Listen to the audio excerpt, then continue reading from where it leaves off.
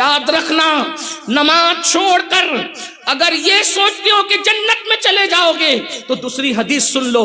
اللہ کے رسول صلی اللہ علیہ وآلہ وسلم فرماتے ہیں کہ جو جان بوجھ کے نماز چھوڑ دے اس کا نام جہنم کے دروازے پہ لکھ دیا جاتا ہے. ایک دن میں 5 مرتبہ جس کا نام جہنم کے دروازے پہ لکھا جا رہا ہو. اور دوسری بات آقا ارشاد فرماتے ہیں جو جان بوجھ کے نماز چھوڑ دے قیامت کے دن اس کے ساتھ میرا کوئی وعدہ نہیں ہے, وہ میرے ذمے سے باہر ہے. آپ سے پوچھتا ہوں, مجھے بتانا, سچ سچ بتانا, اگر تم اپنے باپ کے وفادار ہو تو تمہارا بابا جس سے ناراض ہے کیا تم اس سے راضی رہ سکتے ہو؟ ہرگز نہیں. اگر باپ کے وفادار ہو تو جس سے رسول اللہ ناراض ہو, فرمائے کہ جو نماز چھوڑ دے میں محمد اس سے بیزار ہوں, اس کے ساتھ قیامت کے دن میرا کوئی وعدہ نہیں. جس سے حضور ناراض رہیں گے اس سے امام حسین کیسے راضی ہو سکتے ہیں, اس سے غوث اعظم کیسے راضی ہو سکتے ہیں, اس سے مخدوم اشرف کیسے راضی ہو سکتے ہیں, اس سے وارث دیوبند کیسے راضی ہو سکتے ہیں, اس سے شیخ اعظم کیسے راضی ہو سکتے ہیں. یاد رکھنا نماز نہ پڑھنے والوں, نماز نہ پڑھ کر اگر آپ اپنے پیر کے وفادار بننا چاہتے ہو تو ایک بات یاد رکھیے, جو اللہ کا وفادار نہیں ہے وہ کسی کا وفادار نہیں. ہم مرید سے پہلے اللہ کے بندے ہیں, ہم ہر ڈگری سے پہلے اللہ کے بندے. میں کہتا ہوں مسلمان بہت کچھ بن چکا, کاش کہ وہ اللہ کا بندہ پہلے بنتا. ایک بات آپ سے کہوں, اگر شیخ اعظم ٹوپی کسی کو دیں, رومال کسی کو دے, کرتا کسی کو دیں, کتنی جان سے سنبھال کے رکھنا بھی چاہیے. ہم نے بھی رکھا ہے اپنے بزرگوں کے تبرکات. پیر کے دیے ہوئے تحفے کی اتنی قدر کرتے ہو کہ کہتے ہیں قبر میں ساتھ لے جائیں گے, قبر میں ساتھ لے جائیں گے. ایسا ہی ہے نا, جب پیر کے دیے ہوئے تحفے کو قبر میں ساتھ لے جانا چاہتے ہو تو اللہ کے دیے ہوئے تحفے کی ناقدری کیوں کرتے ہو؟ واہ, یہ نماز تو اللہ کا دیا ہوا تحفہ ہے, اور کس کے ہاتھ سے دیا؟ دینے والی ذات کی بھی مثال نہیں اور لانے والی ذات کی بھی مثال نہیں. پھر ہم کیوں نمازیں چھوڑتے ہیں؟ میری بہنوں سے بھی کہتا ہوں, یاد رکھنا جب تک مسلمان مسجدوں سے جڑا رہا اس وقت تک مسلمانوں کے یہ حالات نہیں تھے. جب تک مسلمان سجدہ کرتا رہا در در کا بھکاری نہیں تھا. جب تک مسلمان سجدہ کرتا رہا قسم پرسی کا شکار نہیں تھا. اس کی وجہ یہ ہے, اللہ اکبر, اللہ کے سچے رسول صلی اللہ علیہ وآلہ وسلم ارشاد فرماتے ہیں حضرت ابو ہریرہ سے, ابو ہریرہ بے نمازی کی صحبت میں بھی مت بیٹھا کرو, کیونکہ جہاں بے نمازی ہوتا ہے اس پر آسمان سے لعنت برستی ہے. اللہ کے رسول علیہ السلام نے فرمایا صحابہ سے, اے میرے صحابہ دعا کیا کرو اللہ کسی کو بدبخت نہ کرے, کسی کو محروم نہ کرے, یہ دعا کیا کرو. صحابہ اکرام نے عرض کیا یا رسول اللہ بدبخت کون ہے, محروم کون ہے؟ آقا ارشاد فرماتے ہیں جو نماز چھوڑ دے وہ بدبخت بھی ہے, وہ محروم بھی ہے. تو نماز چھوڑنے والا کبھی ولی نہیں ہو سکتا.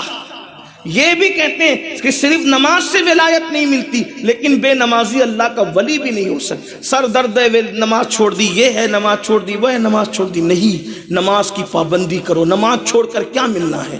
تو عثمان غنی کی 2 صفات, سیدنا عثمان غنی کی 2 صفات. نمبر 1 دن کا سخی, رات کا عبادت گزار. اور 2 صفات مولا علی کی, مولا کائنات کی 2 صفات. نمبر 1 وہ علم والا ہوتا ہے, یعنی ولی جاہل نہیں ہوتا, ولی جاہل نہیں ہوتا, علم والا ہوتا ہے. لوگ کہتے ہیں یہ کیسے ہو سکتا ہے؟ میں نے کہا جب تو جاہل کو اپنی بیٹی نہیں دیتا تو اللہ کسی جاہل کو اپنی ولایت کیسے دے گا؟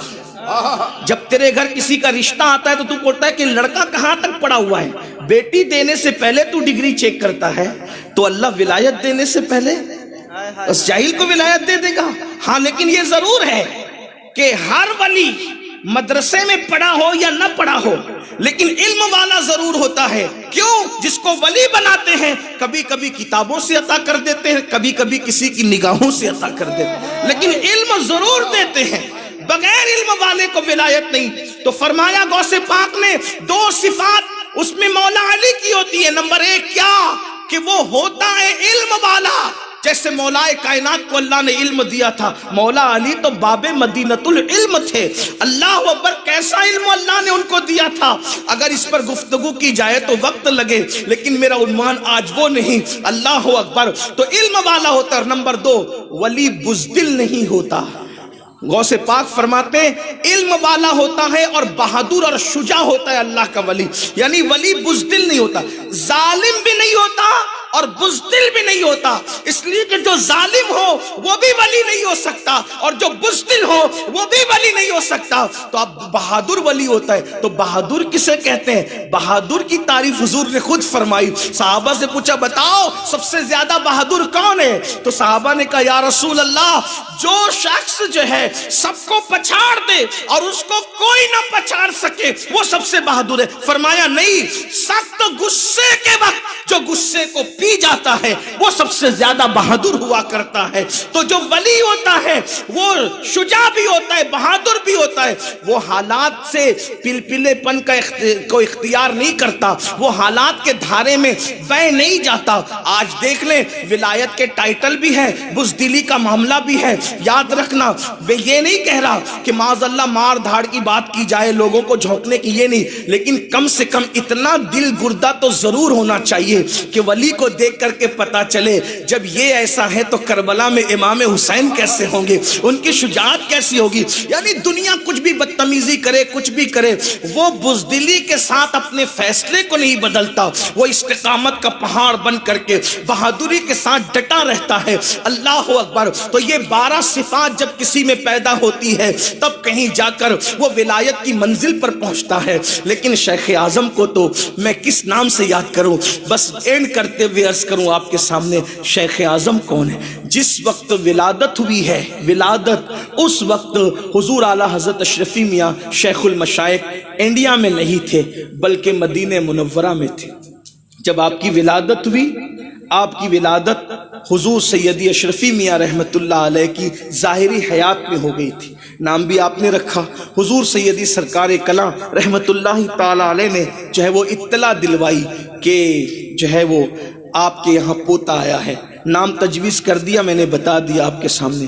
اس کے بعد حضور اشرفی میاں جب کہ چھوچا شریف تشریف لائے، اب حضور شیخ اعظم کو جاننے کے لیے کوئی لمبی چوڑی تقریر کرنے کی بجائے صرف یہ اشرفی میاں کون ہیں جن کے بارے میں امام اہل سنت کہیں اشرفی اے رخت آئینہ حسن خوباں، اے نظر کردہ وہ پروردے سہ محبوبہ۔ امام اہل سنت سیدی اعلیٰ حضرت فرماتے ہیں میں نہ کسی کا لکھا ہوا کلام سنتا ہوں جلدی سے، نہ کسی کی تقریر سنتا ہوں، اس لیے کہ وہاں معیار ہی کچھ اور تھا۔ معیار کہتے ہیں میں کلام سنتا ہوں کسی کا لکھا ہوا، یا تو کافی مراد آبادی ہے یا تو اپنے بھائی مولانا حسن بریلوی ہے، باقی اور کسی کا کلام نہیں سنتا، کیونکہ لوگ کچھ کا کچھ کہتے ہیں کلام میں۔ معیار کیا ہے؟ آج بھی دیکھیں کیا معیار ہے، لکھنے والوں کا معیار کیا ہے؟ اس پہ پانی ڈال دو گرم، اس کو مار ڈالو، اس کو کاٹ دو، یہ کوئی نعت ہے؟ کیا بات، اندازہ فرمائیں کیا ہے؟ نعت شریف تو ایک ایسی چیز ہے کہ تلوار کی دھار پہ چلنے کے مترادف ہے، ادھر ہوا تو گیا، ادھر ہوا تو گیا، بڑھا دیا تو شان الوہیت کی طرف حملہ کرنے والا قرار دیا جائے گا، گھٹا دیا گستاخ رسول ہوگا۔